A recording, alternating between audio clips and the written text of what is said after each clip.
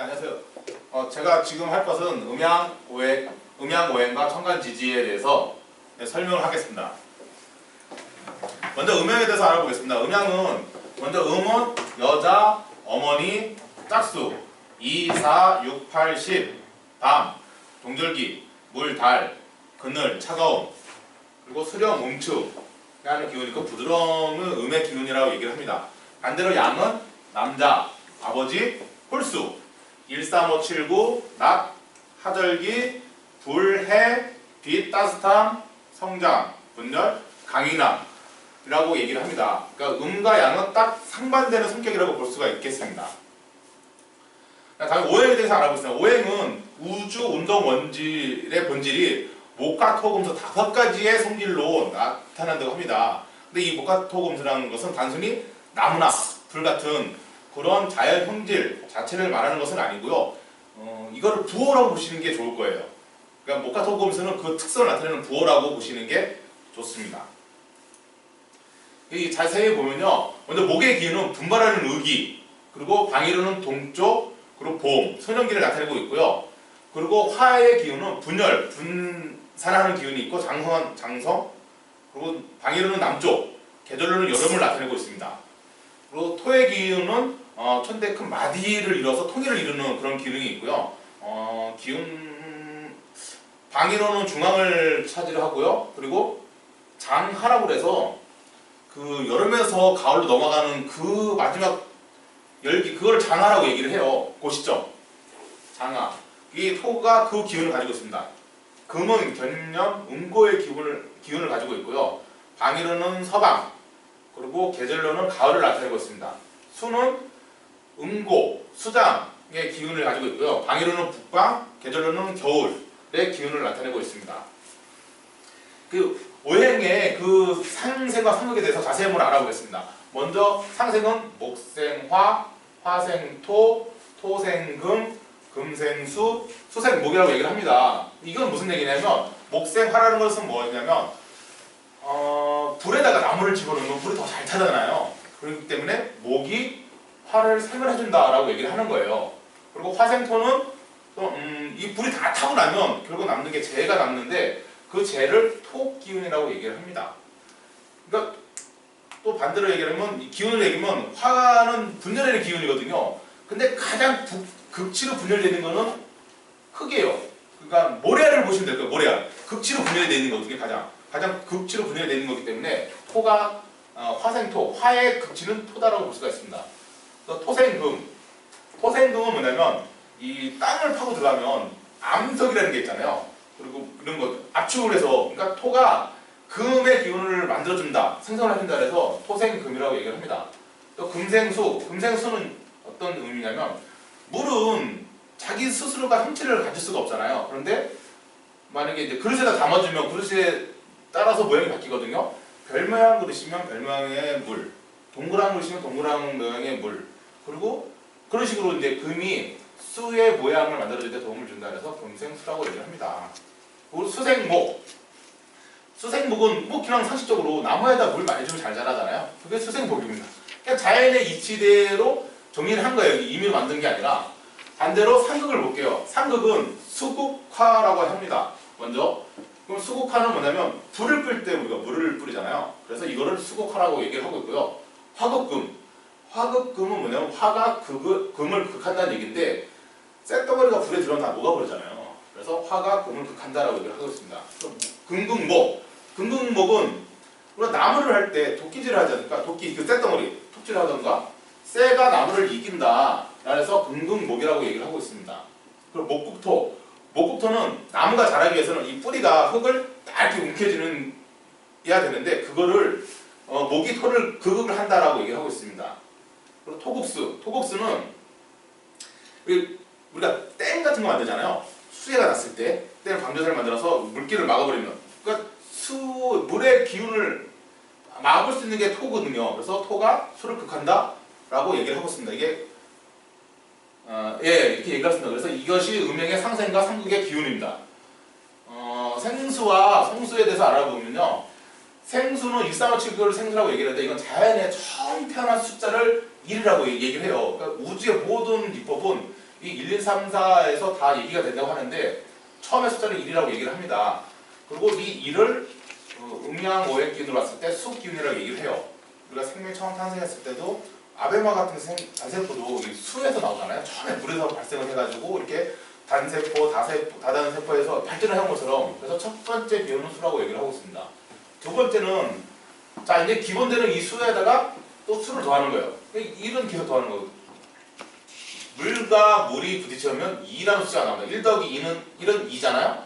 근데 이 2라는 숫자를 화라고 얘기를 합니다. 왜 화냐? 물과 물이 부딪혔는데 어떻게 불이 나와? 라고 얘기를 하는데 자연의 입구로 봤을 때 우리가 폭우가 칠 때, 천둥 번개 칠 때 그때 번개가 불이 나오잖아요. 그러니까 좀 폭풍 속에서 그 비바람 쏟아진 속에서 불이 나오는 거거든요. 그거를 화기운이라고 얘기를 합니다. 다른 표현으로 하면 우리가 물을 끓였을 때 수증기가 돼서 올라오는 기운 있죠. 그 수증기 그건 또 화기운이거든요. 그래서 물과 물을 더했을 때 불이 나온다라고 얘기를 하고 있습니다. 자 다음에는 또 계속 해볼게요. 1에다가 2를 더하면 3이 됩니다. 그럼 이거를 목이라고 얘기를 하는데 이건 무엇이냐면 물에다가 불을 더했어요. 이건 뭐냐면 땡땡 얼은 겨울철에 봄이 오면 봄바람이 싹 불었을 때 이 봄바람이 이렇게 확 기운이거든요. 수는 북방을 나타내니까 추운 기운이고요. 이 봄철의 기운 그걸 목이라고 얘기해요. 새싹이 막 솟아나는 기운 그걸 목이라고 얘기를 하는 거예요. 이 목의 이 글자는요 이 일자로 가는 것이 땅이라고 얘기를 해요. 밑에가 뿌리고 새싹이 나온 기운을 이게 나타내거든요. 나무목이라고 해서 나무의 형상이다라고 생각을 하시는데 그게 아니라 새싹의 기운을 나타내는 것입니다. 이 뿌리가 이렇게 크니까 이 솟구치는 힘이 얼마나 강하겠어요. 이게 목기운입니다. 자, 다시 또 계속 이어가 볼게요. 1에다 3을 더하면 4라는 숫자가 나옵니다. 근데 이 4라는 것을 저희는 이제 금기운이라고 얘기를 하는데요. 이건 또 어떻게 설명하냐면 1은 아까 물이라고 그랬죠. 3은 나무. 나무에다 물을 계속 주면 결국 우리가 얻을 수 있는 건 뭐예요? 열매를 얻게 되잖아요. 열매 기운. 열매를 금이라고 얘기를 합니다. 우리가 얻기 때문에. 그리고 또 대화해 보면 1에다 4를 더하면 5라고 나와요. 그것을 토끼라고 얘기를 하는데 이것은 무엇이냐면 1은 물이잖아요. 4는 금이고 그 물속에다가 쇠를 집어넣으면 녹이 쓸어서 다 녹슬어 버리잖아요. 그 분해가 다 돼버리는 거 그걸 흑기운이라고 얘기합니다. 그래서 이 5라는 숫자가 토라고 얘기를 해요. 근데 재밌는 거는 2 더하기 3을 해도 5가 되거든요. 2는 뭐예요? 아까 화, 3은 목. 나무를 불에다 태웠으니까 쟤만 남은 거 아니에요. 그러니까 그 기운도 토가 되는 거예요. 그러니까 토 기운은 이 네 가지 기운을 다 가지고 있어요. 음양의 기운을 다 가지고 있는 거죠. 수, 화, 목, 금의 기운을 다 가지고 있는 게 토예요. 그래서 토는 중재의 기운을 가지고 있는 거를 가지고 있습니다. 자, 이게 생수의 기능이에요. 이렇게 해서 이 생수는 자연스럽게 생겨난 것인데 이 생수에서 짝이 이루는 게 성수예요. 이 성수는 뭐냐면 이 기본이 된 토에다가 다시 1을 더하는 거예요. 그러면 5 더하기 1을 하면 6이 되잖아요. 그럼 이걸 수라고 얘기를 합니다. 그리고 똑같이 5에다 1을 더하면 7, 이거를 화라고 얘기를 하고요. 그리고 5에다 3을 더해서 8, 이걸 목이라고 얘기를 하고 5에다 4를 더해서 9, 이걸 금이라고 얘기를 하고 있고요. 5 더하기 5에서 10이 됩니다. 이거를 또 토라고 얘기를 할 거예요. 그럼 여기서 나오는 게 뭐냐면 1, 6, 이게 수가 돼요. 그렇다면 아까 얘기를 했죠? 1, 3, 5, 7, 9, 6, 2, 4, 6, 8, 10은 짝이다. 이 수기운도 음과 양으로 또 나눠지는 거예요. 화도 음양짝이 나눠지는 거고 보면 인력수 생명의 근원이고 인력수 수도 음양에 있고 화도 음양에 있고 목도 38목해서 음양에 있고 금도 4구금에서 음양이 있고 50토는 어차피 뭐 중재 기능이지만 어쨌든 이것도 음양짝으로서 숫자로 봤을 때 각자의 짝 그러니까 성수는 이 생수에서 나온 기본수에다가 합쳐져서 음양짝으로 이루어지는 그래서 성장한 완벽한 수가 됐다라고 얘기를 하고 있습니다. 이것이 성수의 성질입니다. 그러니까 생수의 음양짝으로서 나오는 거죠. 자 이제 생수를 알았으니까 우리 청간지지에 대해서 알아볼게요. 청간지지. 청간은 우리가 이제 사주팔자를 할 때 얘기 많이 하고 있는데 이거는 이제 갑을, 병정, 무기, 병신, 인계. 청간은 10가지 기운. 그러니까 하늘의 기운이 10가지 기운이 있다 얘기를 하고 있고요. 지지는 우리 너 띠가 뭐냐고 물어보잖아요. 그거를 띠를 자축, 인묘, 진사, 오미, 신유, 수레. 그래서 12가지 기운이 있다고 합니다. 근데 이 갑을, 병정, 무기, 병신 이것도 음양 오행으로 나눌 수가 있어요. 어떻게 나누냐? 갑을 처음 시작하는 갑과 을의 목기운이라고 얘기를 해요. 그 목이라고 얘기를 하고 있고요. 그러면서 이 갑과 을을 또 음양으로 나눌 수가 있는데 이 3이란 갑이 3목이고 을이 8목이라고 했어요. 이거는 임의로 정한 게 아니라 똑같이 이 순서대로 정하는 거예요. 1번, 2번, 3번, 4번, 5번, 6번, 7번, 8번, 9번, 10번 이렇게 해서 홀수에 있는 자리가 홀수를 가져가는 거예요. 짝수 있는 자리가 짝수를 가져가게 되고요. 그래서 음양짝이 되는 거예요. 27화, 병정이 27화인데 우리가 27화라고 얘기를 하지만 병이 홀수에 있기 때문에 7화가 되는 거고 정이 2화가 되는 거예요.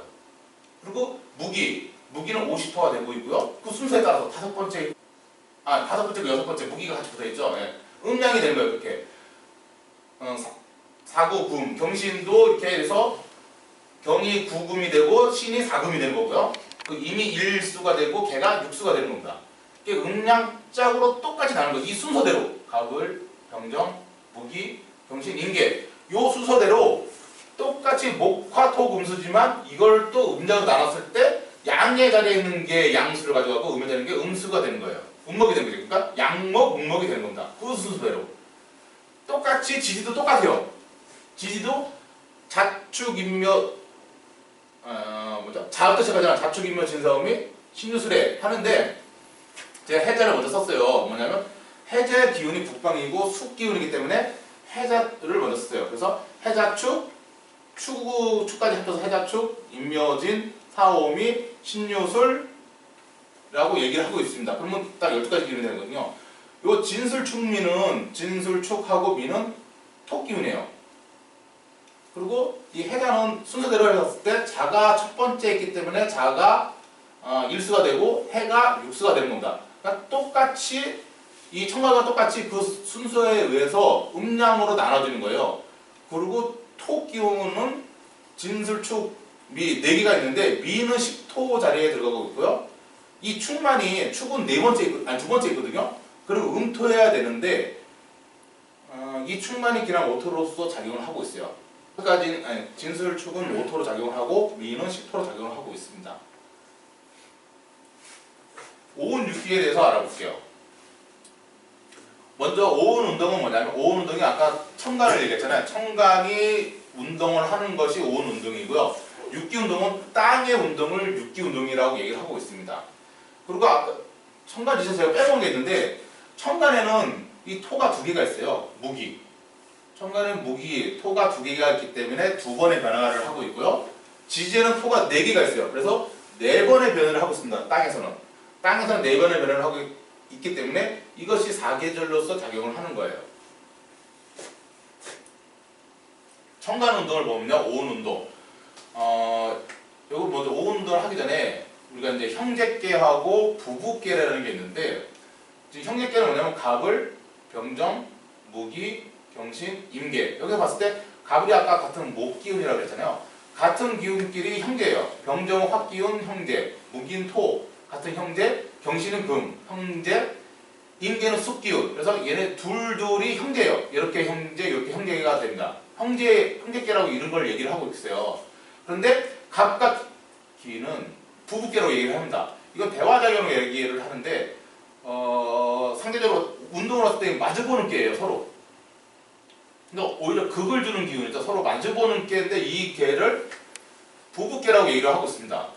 근데 이 갑과 기가 만나면 목과 토가 만났는데 갑기가 토로 작용을 해요. 그러니까 전혀 다른 성질이. 그리고 을경금 얘기인데 을목과 경금이 만났을 때 경금이 너무 강력한 금이기 때문에 금으로서 작용을 하고 있고요. 병신화, 그러니까 7화와 신금이 만났는데 병신수 7화와 신금이 만나서 수로서 작용을 합니다. 수가 생성을 한다고 얘기를 해요. 그리고 정인목 얘기를 하는데 정화와 임수가 만나서 목기운을 생한다, 목기운을 만든다라고 얘기를 하고 있고요. 목기운으로서 작용을 한다라고 얘기를 하고 있고요. 무토와 개수가 만나서 화기운으로서 작용을 한다라고 얘기를 하고 있습니다. 제가 다른 기운은 설명을 잘 못하겠는데 제가 할 수 있는 건 병신수. 이게 제 사주에 있는 기운이기 때문에 요거는 설명을 드릴게요. 병신수는 뭐냐면 7화와 신금이 만나면 아까 불과 금은 화극금이라서 극하는 기운이거든요. 근데 수를 생을 한대요. 이게 뭘까라고 생각을 해봤어요. 그랬더니 요거를 생각할 수 있는 게 용광용. 그러니까 용암 같은 거. 그건 분명히 불기운이잖아요. 그런데 물처럼 흘러다녀요. 불인데 물처럼 흘러다녀요. 그러니까 병진수가 되면 승명기운이 있다고 얘기해요. 그러니까 용광로니까 얼마나 강력하겠어요, 그 기운이. 둘이 극하는 기운인데 둘이 만나서 합의되면 수를 생각하는데 이 기운은 승명하는 기운이다 얘기를 해요. 강력한 기운이죠. 그러니까 이 부부의 깨라고 예를 들어 이들이 천생연분이라고 얘기할 수도 있고 사업 파트너를 만나면 정말 최고의 파트너죠. 이 짝들이 만났을 때 이게 최고의 파트너를 만나는 거예요. 육기 운동도 알아보겠습니다.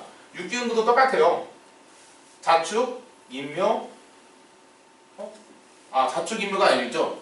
해, 자, 축, 그리고 인묘들. 여기서 축이 여기 있기 때문에 아까 육기 운동에서는 토가 4개여서 4번 사계절로 작용을 한다고 얘기를 했죠. 그리고 처음에 봄 기운을 준비하는 게 축 기운이에요.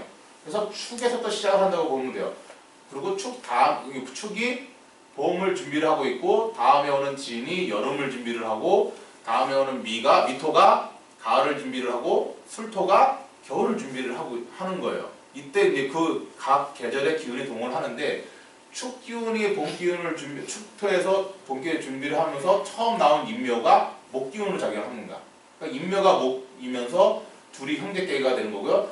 진 다음에 오는 사오가 불이로서 형제계가 되고 신유가 금 기운으로서 형제계가 되고 해자가 수 기운으로서 형제계가 되는 겁니다. 이것이 이제 육기 이제 똑같이 대화 적용을 하게 되는데요. 사해, 거름, 품목이라고 얘기를 합니다. 사화와 해수가 만나서 목으로서 기운을 나타내요.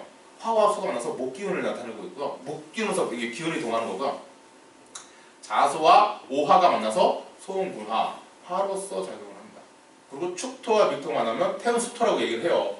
이거는 다른 의미로 무국의 토라고도 얘기를 합니다. 그리고 임목과 신금이 만나면 소양상화라고 합니다. 그리고 묘목과 유금이 만나면 양명조금, 금기운을 작용을 하고 있고요. 진토와 술토가 만나면 태양한수가 됩니다. 숙기운. 이걸 태고스라고 얘기를 합니다. 근데 잠깐 보면 여기서 특이한 건 뭐냐면요. 아까 오운운동 참관해서 오운운동 봤을 때 오운운동에서는 토, 금, 수, 목, 화 5가지 기운이 딱 한 번씩 작용을 했어요. 근데 육기운동에서는 목, 화, 토, 화, 금, 수. 그러니까 화가 2번이 있어요. 이거는 육기운동이기 때문에 육기는 상화가 한 번 더 있는 거예요. 이거는 상화는 진짜 화가 아니라 거짓된 화라고 얘기를 합니다. 그리고 이거는 재상의 화라고 얘기를 하는데 군화를 보필을 하는, 그러니까 이 군, 임금군자 군화를 보필하는 화예요. 그러니까 가짜 화죠. 그렇지만 더 강력해요. 이게 늦장 여름이 더 덥다고 해서 그 늦장 여름에 곡물을 싹 익히는 거거든요. 그게 상화예요. 그렇지만 군화를 보필하는 거죠. 자기가 이거를 또 벗어날 수는 없어요. 근데 역할이 그런 역할을 하고 있습니다. 그러니까 육기운동에서는 이 상하작용이 한 번 더 하는 거, 이것이 좀 특이사항으로 볼 수가 있습니다.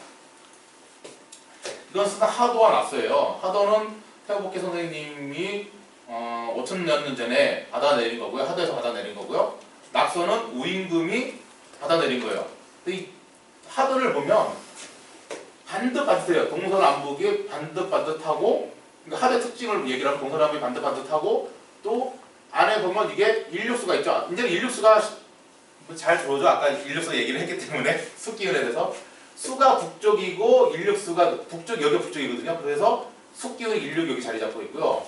동쪽은 38목 얘기했으니까 아까 38목이 자리 잡고, 남쪽에는 27화가 자리 잡고 있고, 서쪽에 4구금, 그리고 가운데 5, 그리고 양쪽에 음이 양쪽으로 있어서 50토가 자리 잡고 있습니다. 그러니까 정음, 정량이 동서남북에 반듯하게 자리 잡고 있어요.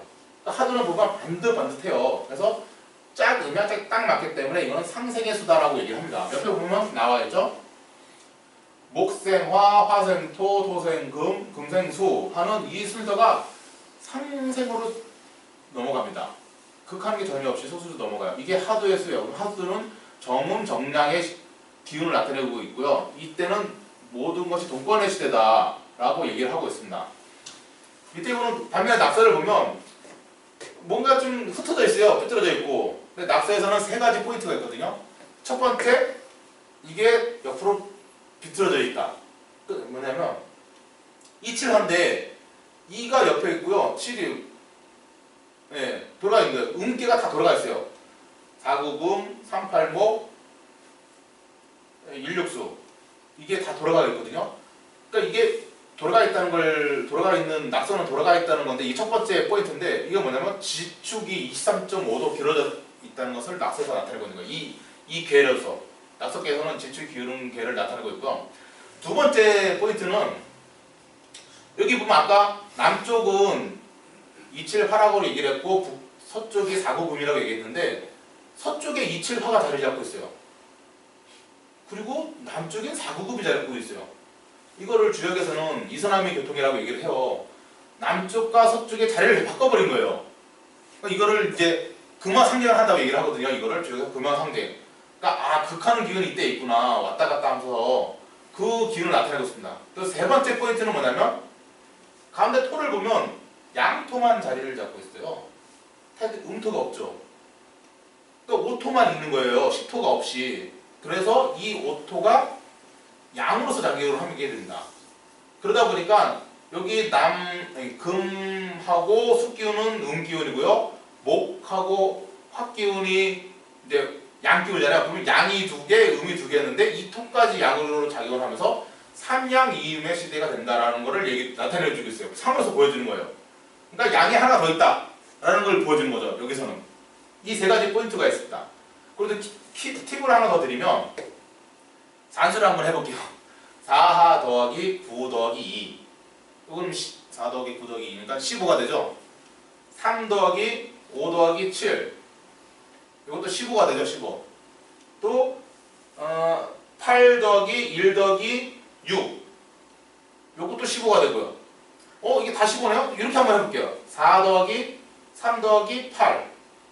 이것도 15가 되죠. 9 더하기 5 더하기 1. 이것도 15고요. 이거 대각선 한번 해볼까요? 4 더하기 5 더하기 6. 이거 15네?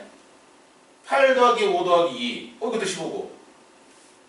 가로로 다 더해도 15, 세로로 다 더해도 15, 대각선도 15. 이걸 마방지라고 얘기를 합니다. 마방지. 이걸 서양에 넘어가서 우리가 그 퍼즐을 하는 거 있죠? 육각형변체. 그걸 하는 거예요. 이게 마바지 숫자. 이게 중국 숫자의 비밀이에요. 그 숫자가 들어가 있는 겁니다. 그리고 옆에 보면 이 하드의 기운은 그래서 보면 역을 하거든요. 토에서 출발을 해볼게요. 토국 수, 수국 화, 화국 금, 금국 목, 목국 토. 상극을 하면서 돌아가고 있어요. 왜? 이 토가, 중앙토가 자기가 토의 역할을 하지 못하고 자기의 짝이 없기 때문에 양으로서 역할을 해요. 그러니까 자기가 양인 줄 알고 있는 거예요. 그러다 보니까 양의 비율이 하나 더 있으니까 강한 자가 약한 자를 억누르고 그런 극하는 기운으로 돌아가고 있어요. 그러니까 상극을 한다. 상극을 하는 형상을 나타내고 있는 겁니다. 이 낙서는. 이제 마무리를 하면서 오늘 배운 거를 마무리를 해볼게요. 마무리를 해보면 이 처음에 생성을 하는 것은 이게 오행의 생성 순서를 얘기를 한 거거든요. 만물의 시작은 물에서 시작을 해요. 그쵸? 거기서 이제 처음 담세포, 아메바도 나오고, 그래서 물 다음에 아까 1이잖아요. 1 다음에 2라는 숫자가 나오는데 그게 화. 그 다음에 목, 금, 토. 이게 1, 2, 3, 4, 5잖아요. 1, 2, 3, 4, 5로 생성을 됐다라고 얘기하고 있습니다. 근데 운행을 할 때는 또 틀려요. 왜? 아까 봄 기운이 처음엔 목에서 출발한다고 얘기를 했잖아요. 모든 출발은 목이거든요. 목, 화, 토, 금수로 써 이게 우리 현상에 나타나는 게 우리가 눈에 보는 현상이 이렇게 돌아가는 거예요. 그러니까 봄, 여름, 가을, 겨울이에요. 그 중간에 토가 있는 거고 그렇게 넘어가는 겁니다. 근데 변화는 뭐냐면 아까 극하는 기운을 얘기를 하는 거예요. 여기서 토에서 또 극을 시작이 돼서 이게 이제 시작이 된 거죠. 그래서 토, 금, 수, 목, 화로서 변화가 일어난다. 토에서 또 처음에 변화가 일어나는 거예요. 토, 금, 수, 목, 화 이렇게 변화가 일어난다라고 볼 수가 있습니다. 이 세 가지 형성. 이 세 가지 형성이 단순하게 딱 나타나는데 이게 지금 우주가 돌아가는 이치를 딱 세 가지 다 나타낸 거예요. 그리고 이거를 옛 선현들이 그냥 얘기한 게 아니라 환단고기 기록에 보면 두 번의 내용이 있어요. 그 임금님과 이제 대답하는 게있는데 첫 번째 환웅시대 때 자부선이 있었고 그리고 당국시대 때 발키리 선생님이 계셨거든요. 그분들 얘기하기를 뭐라고 얘기를 하냐면 제가 문득 하늘을 보니까 그 형상이 보이는데 그걸 제가 적어놓은 게 있습니다라고 얘기를 해요. 그러니까 자연 현상에서 다 보고 배운 거야. 아까 상색이니 상극이니 이거를 이런 모든 비법이 그냥 임의로 어떤 특별한 사람이 만든 게 아니라 자연의 비법에서 나온 현상을 가지고서 정리를 한 것입니다. 그것이 이 오행운동의 현상이라고 볼 수가 있겠습니다. 네, 이것으로 마치